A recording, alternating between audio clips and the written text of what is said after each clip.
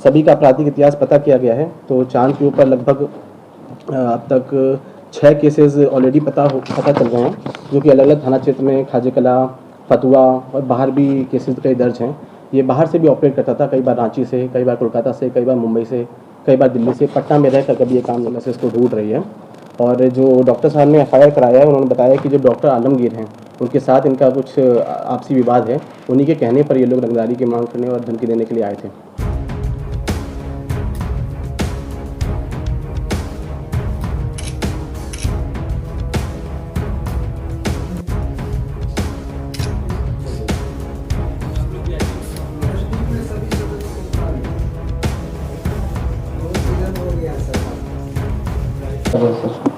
दिनांक 22 अक्टूबर 2024 को चौक थाना के अंतर्गत नाला स्थित कुमार डेंटल क्लिनिक में घुसकर 2 अज्ञात अपराध कर्मियों ने हथियारबद्ध थे ये लोग, और जाके प्रणव कुमार जो डॉक्टर हैं उनसे इन्होंने रंगदारी की मांग की थी। 5 लाख रुपए रंगदारी की मांग की। रंगदारी नहीं देने पर जान से मारने के लिए धमकी दी। इसमें वहाँ पर ये जो चांद है, जो उसका नाम आफ्ताब है, और दूसरा अभिषेक मेहता, उसके ही कहने पर ये लोग वहाँ पर गए हुए थे और वहाँ पर वीडियो कॉल पे बात भी कराई है डॉक्टर साहब की। तो इन लोगों के ऊपर कांड दर्ज किया गया 499/24। वहाँ से ये लोग भाग गए। इसके बाद हम लोगों ने एक जो SSP सर हैं उनके निर्देशन के अंतर्गत STF और हम लोग की एक टीम बनाई गई। उसके अंतर्गत हम लोगों ने औरंगाबाद जिला में जाकर रेड करी। उसमें चांद और अभिषेक दोनों पकड़ाए। वहाँ से फिर उन लोगों से हम लोगों ने थोड़ी पूछताछ करी। उनके द्वारा बताया गया कि इसमें किसी कंकड़बाग में रहने वाले अमन के घर में इन लोगों ने 4 हथियार और कुछ गोलियां भी रखवा रखी हैं। तो हम लोगों ने वहाँ पर रेड करी और कंकड़बाग से हम लोग को 2 पिस्टल और 2 सिक्सर बरामद हुए। इसके अलावा कुल 27 कारतूस, जिंदा कारतूस बरामद हुए हैं। मोबाइल बरामद हुआ है, 9,000 रुपये कैश भी बरामद हुआ है।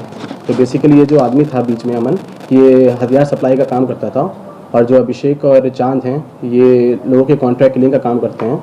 ये 2011 से ही एक्टिव क्रिमिनल है, जिसके बारे में STF और हमारी पुलिस बहुत समय से इसको ढूंढ रही है।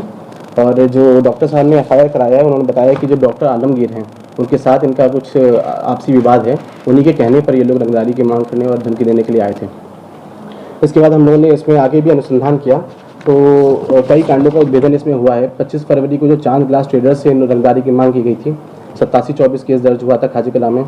इसके बाद 1 अप्रैल को एहतशाद अहमद से 10 लाख रुपए की मांग की गई थी, 156-24 केस रजिस्टर हुआ था। 3 जुलाई को निखिल राज से मांग की गई थी, 266-24 रजिस्टर हुआ था। 17 अगस्त को 346-24 केस रजिस्टर किया गया था।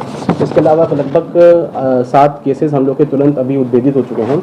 इसके अलावा आगे भी पूछताछ जारी है।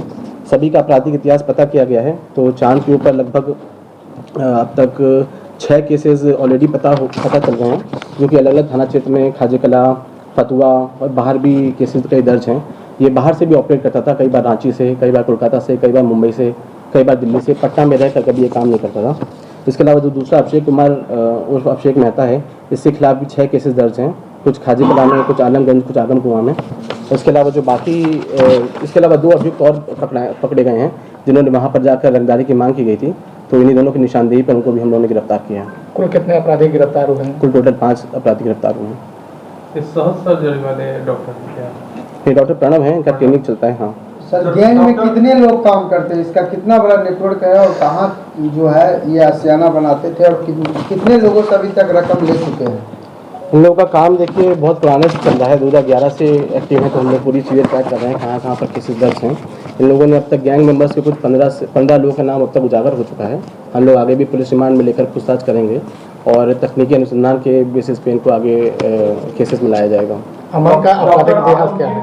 क्या रोल होगा सर ये सुपारी जो देने का या ये रंगदारी मांगने का इन्होंने साइन अप किया था? हाँ, इसमें अभी अनुसंधान पूर्ण नहीं हो पाया है, लेकिन अभी डॉक्टर आलमगीर का फ़ोन मोबाइल सब बंद आ रहा है। हम लोग इसमें आगे अनुसंधान करेंगे। ये औरंगाबाद में रहने वाले हैं, इतना ही अभी तक हम लोग नहीं पता है। गिरफ्तार अमन का क्या रोल था सर? अमन का रोल था, ये आर्म्स सप्लाई करता था, तो इसके घर से ही आर्म्स बरामद हुए हैं। जब अभिषेक और चांद इनको बोलते थे कि इस अमुक व्यक्ति को आपको आर्म्स पहुंचाना है, तो कुछ पैसे लेके वो आर्म्स देता था। तो बीच में basically as a arms supply की तरह काम करता था। डॉक्टर आलमगीर के खिलाफ सबूत मिल गए हैं क्या? डॉक्टर आलमगीर के खिलाफ इन्होंने सुपारी के लिए ये मतलब हाँ, हम लोग तकनीकी अनुसंधान कर रहे हैं, लेकिन ये नेम्ड FIR किया गया है, जो कि डॉक्टर प्रणव उन्होंने बताया है कि उसी के द्वारा ऐसा किया गया है। हम लोग आगे अनुसंधान करेंगे। कहाँ के रहने वाले हैं सर? आलमगीर ये औरंगाबाद के रहने वाले हैं। कितना दुश्मनी है क्या दुश्मनी थी सर? दुश्मनी है ये आपस में, इनका कुछ डेंटल क्लिनिक वगैरह स्टार्ट कराया, उससे संबंधित ये आपसी विवाद है इनका। वो औरंगाबाद के अगर ये पटना सिटी में है तो वो रहने वाले, उनका भी कुछ प्रॉपर्टी है औरंगाबाद में, वहाँ पर भी इनका निवास है। पहले तो डॉक्टर साहब पहले दोनों साथ में काम करते थे। डॉक्टर के लिए हाँ, हो सकता है, हो सकता है। सर कितना का सुपारी दिया था? अभी 5 लाख रुपए की मांग की गई थी। ये जो हथियार सप्लाई करने की बात आ रही है, तो बेसिक तौर पर कहाँ हथियार सप्लाई करते थे और कहाँ से नहीं, ये पूरे पटना में और बाहर भी। एक बीच में एक आदमी एज अ नोडल पॉइंट काम करता है, जिसके पास आर्म्स रखे रहते हैं, जिसको भी चाहिए होता है आर्म्स, वो आर्म्स लेता है, घटना करता है, वापस इसको दे देता इन है। दोनों की गिरफ्तारी कहाँ से हुई है? हमने अभिषेक मेहता की और मोहम्मद चांद का ये एसटीएफ हमारी टीम साथ में गई थी, इसमें एसटीएफ का ज़्यादा योगदान है। उन्होंने औरंगाबाद से आके गिरफ्तारी करी है।